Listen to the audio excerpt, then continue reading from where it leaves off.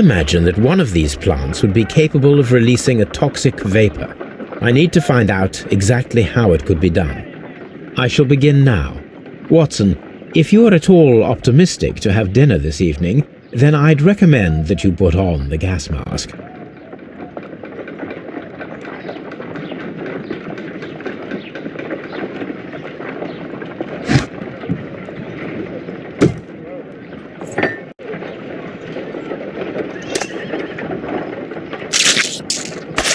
How interesting. What a strong and effective defensive mechanism.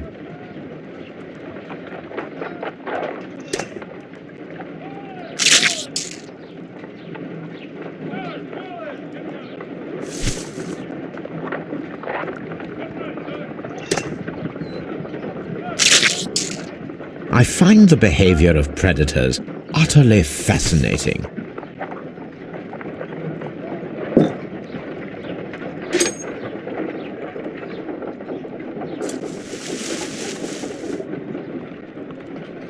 It appears to have fallen inactive after being disturbed.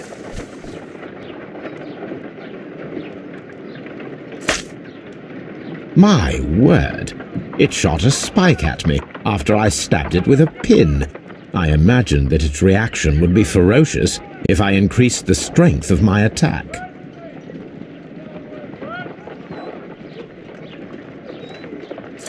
No reaction.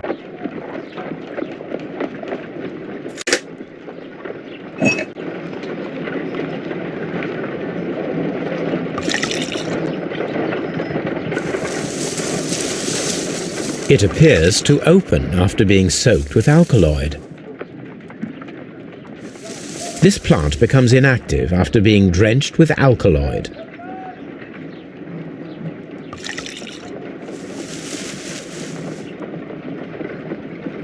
This plant becomes inactive after being drenched with alkaloid.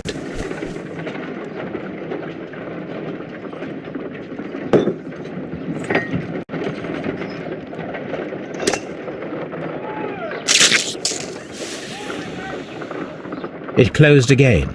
I believe I saw a small cloud of gas. I wonder what secrets this plant is hiding. Perhaps if we agitate it to a greater extent whilst it is opened, it will reveal a little more.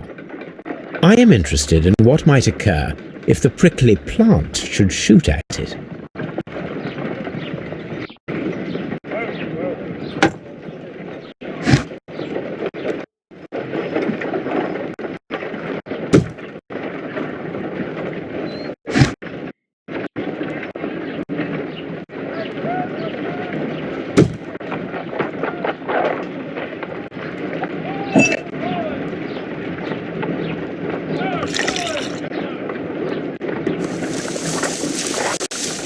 It appears to open.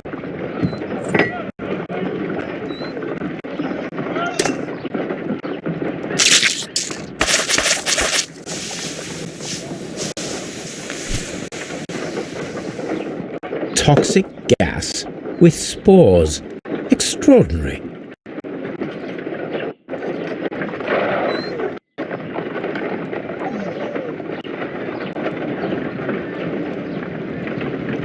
The plants would be capable of killing only if they were directly next to the victim and stimulated at precisely the right moment. Let us take our caterpillars to the Colonial Collection Room. We may see things more clearly there. It is too early, Watson. Our suspects will be there. Let us investigate Kew Gardens one more time and ask some questions.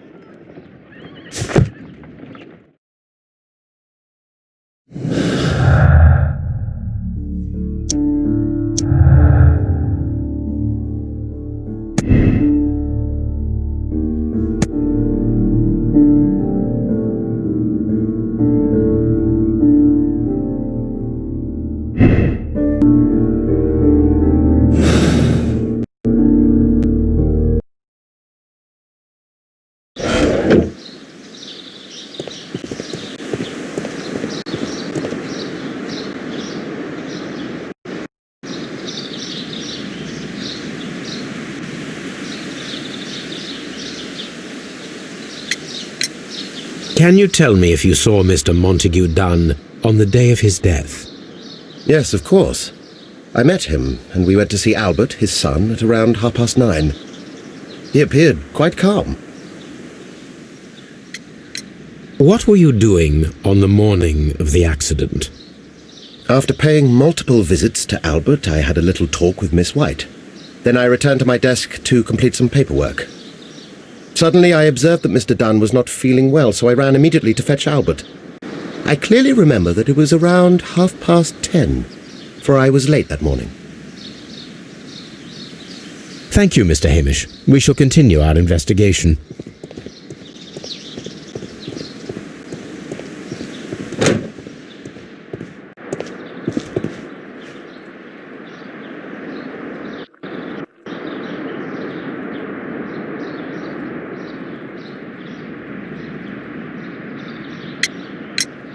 Your father's death does seem highly suspicious. What were your movements here on that day? Suspicious? Well, I was working in the seed house, taking care of Lysa something, or Lear Pontus, or... No, wait. These Latin names. And I spent so many hours trying to memorize them. Did you see your father that day? Yes. He came here with Mr. Hamish for his weekly visit. There was nothing unusual about that. And then? Nothing. They stepped out to the backyard. It was perhaps 20 minutes before 10 o'clock. Then about 10 minutes later, I saw my father heading for the dry tropics room while Mr. Hamish returned here. And Mr. Hamish and Miss White, what were they both doing that morning? Mr. Hamish visited me a couple of times. I also saw him returning from talking with Miss White, and that was at 10 minutes past 10. But then he ran back here to me to tell me that my father was feeling unwell. We hurried across to the water lily room, and I found my father lying dead on the floor. Oh, my God. Thank you, young man. We shall see you again soon.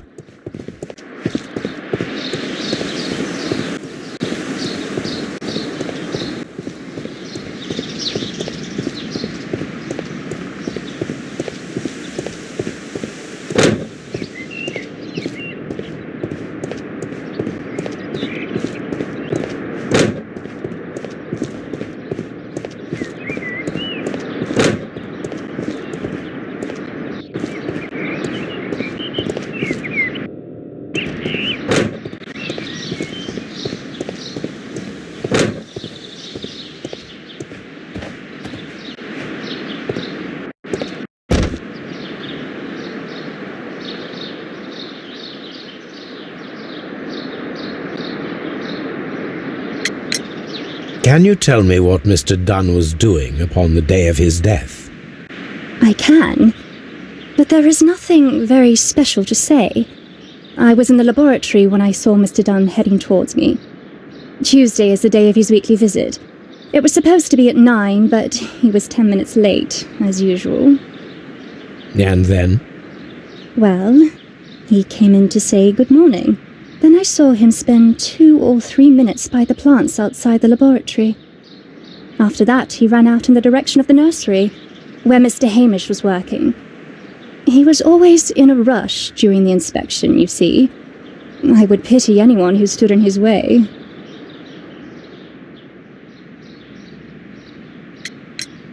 And that was the last time you saw him? Yes. I stayed in the laboratory until 20 minutes to 11, when I heard the cries of Albert and Mr. Hamish from the large glass house. I joined them as soon as I could, for I knew that something must be very wrong. What exactly were you doing in the laboratory? I was recording an experiment for my thesis. I only stopped my work once when Mr. Hamish visited me briefly around 10 o'clock. You say you were recording an experiment when the tragedy occurred. Might I listen to the roll? Certainly. Please do. You will find it in the laboratory. It is number 320. Thank you, miss. Everyone has gone, Holmes. The way is clear.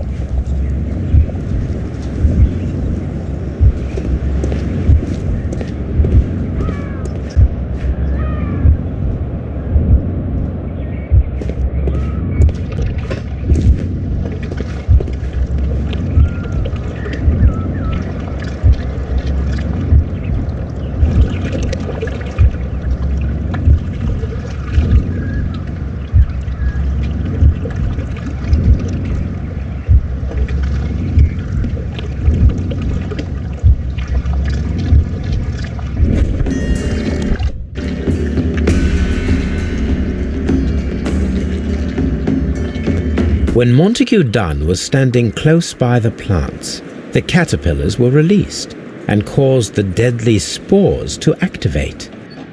Panicking, and likely already half asphyxiated, Montague Dunn started back and knocked over the bust. He rushed to the door, but it was locked. He had to force it open with his shoulder. We already know the outcome. Montague Dunn collapsed and died not far from the pool.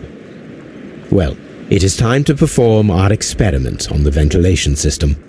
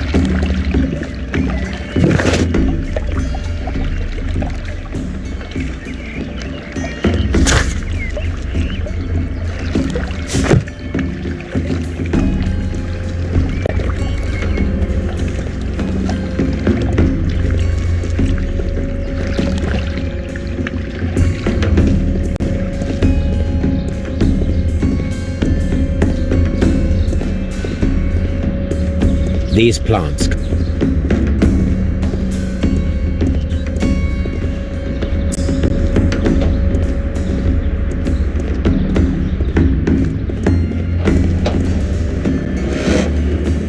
The caterpillars could only fall from the ventilation duct. Our caterpillars are in place. I'll activate the ventilation system so that they fall down. Watson, stay here and observe. All right, Holmes.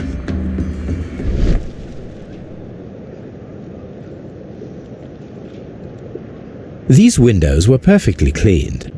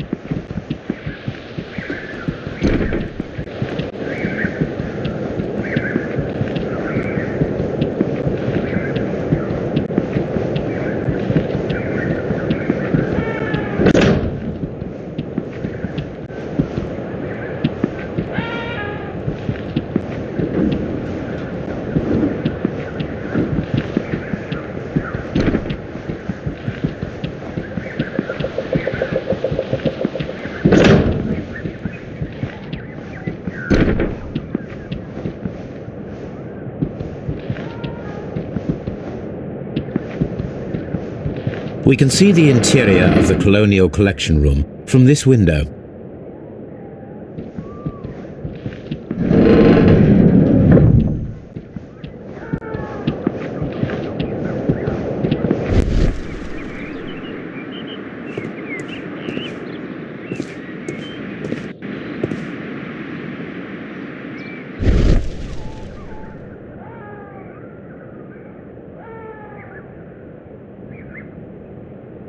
We can see the interior of the Colonial Collection.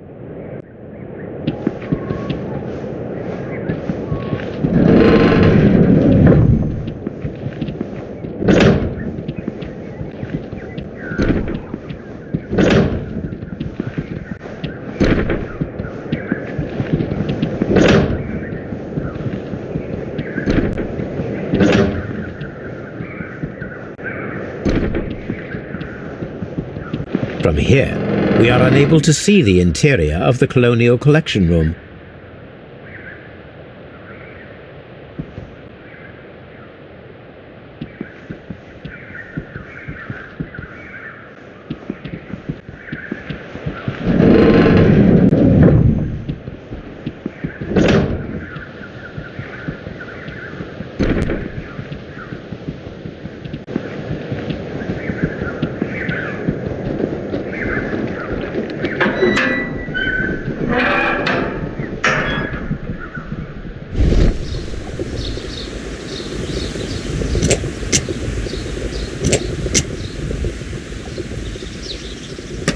The power is on. The engine cannot be started. The engine has started.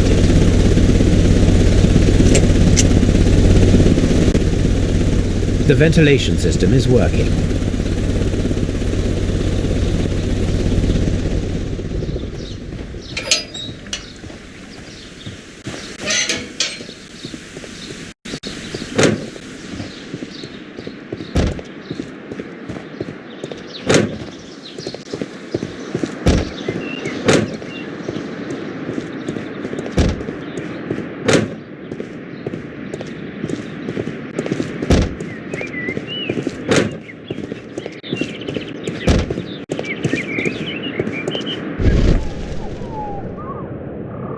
We can see the interior of the Colonial Collection Room from this.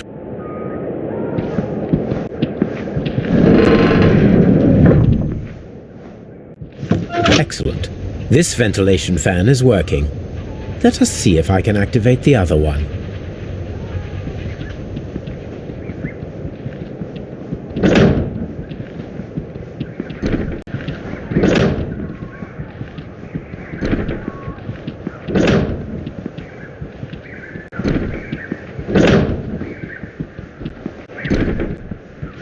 Perfect.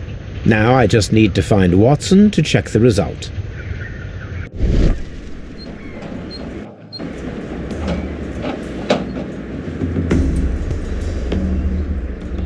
It worked perfectly, Holmes. Bravo. Now, if you could just help me to get rid of these caterpillars. Perfect. Now we know how the murder of Montague Dunn was carried out, by activating both Albert's and Mr. Hamish's fans. But only from Mr. Hamish's workplace would it be possible to see when Montague Dunn entered the Colonial Collection Room.